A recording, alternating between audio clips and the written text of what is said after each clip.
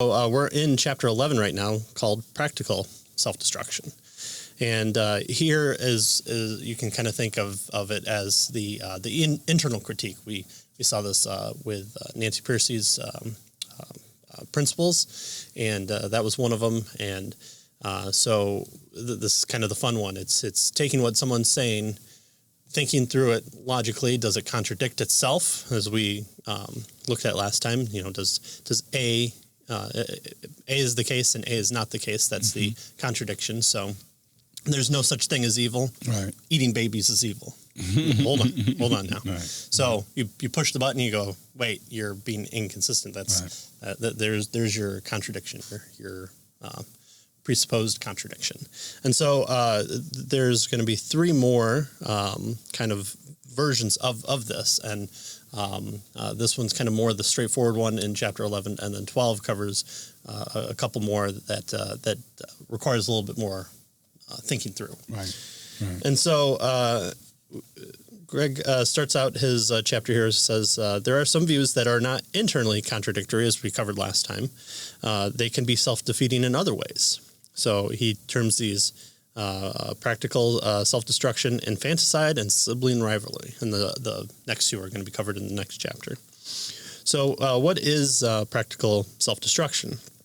Well, some points of view fail the pragmatic test. They simply cannot work in real-life situations. There's the attempting to apply them to what is actually in the world causes it to kind of fall apart.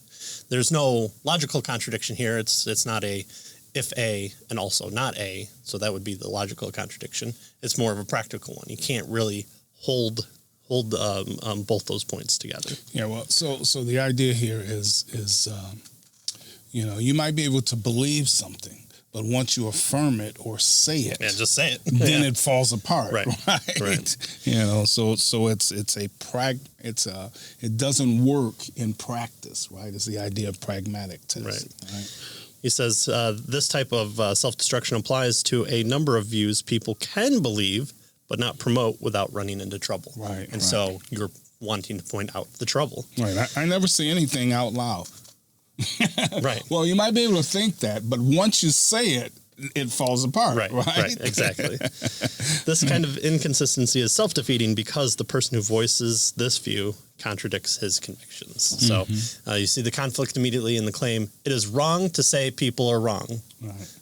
Okay, right. But once you say it, once you actualize that statement, you're saying people are wrong. And so he has an example here of he's on a radio broadcast and someone calls and says, you shouldn't be correcting Christian teachers publicly on the radio.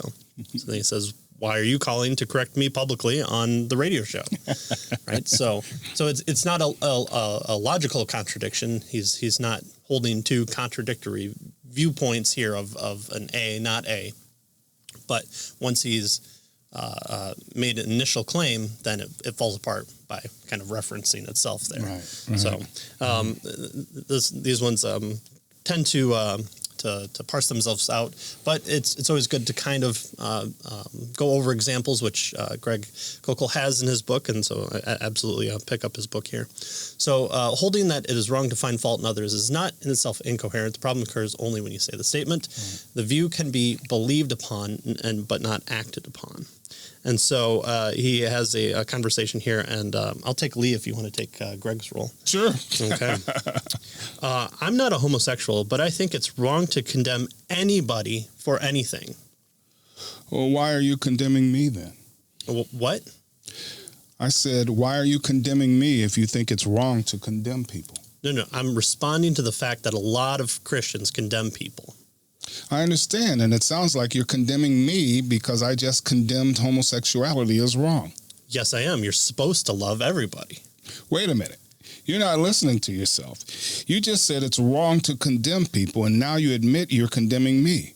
So I'm asking, why are you doing the very same thing that you say is wrong when you do it? Right. No, I'm not. Okay, well... Okay, let's put it this way. I'm not condemning you. I'm reprimanding you. Is that better? Then my comments about homosexuals are simply reprimands as well. Right. So here we see a few things. First, it took me a few moments to realize, but before I realized my error, because, and I think we all have this. We've all have had statements where we say things like, "Oh, I don't like fruit in my desserts," and then you put in a handful of chocolate covered raisins. You're like, okay, I mean, I wouldn't consider that a dessert per se. I mean, I'm just having it after my meal, and yeah, the raisins are fruit, so something like that. And second is since Tony saw the problem immediately, also we have the script, so that helps. It wasn't difficult for me to come up with a question to press the issue until Lee caught on.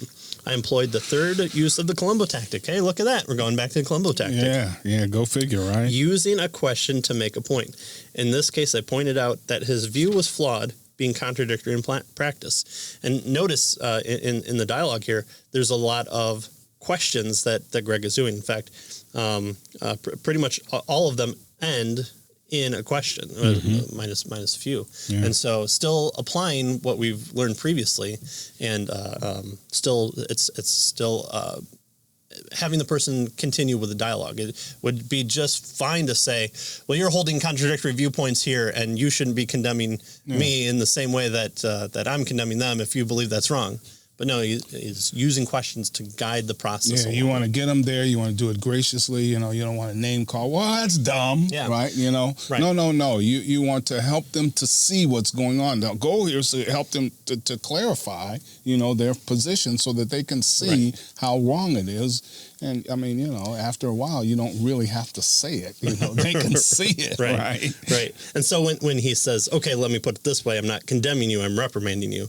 That's where the person sees it and then tries to change it, because you don't want to be wrong, and so you still want to hold on to that viewpoint of really well. But hopefully it'll get people thinking, and it'll point out inaccuracies within people's worldviews, and that should happen to us too. If we find a similar conclusion that we draw from and that we can't enact upon without destroying our previous one, then we should change it as well. And so there's nothing wrong with re-examining even our own. So it's a good self-examination as well. So these types of claims then they don't work in practice, right? If you try to apply them, they fall apart. They contradict themselves. They self-destruct, right? Is the idea here.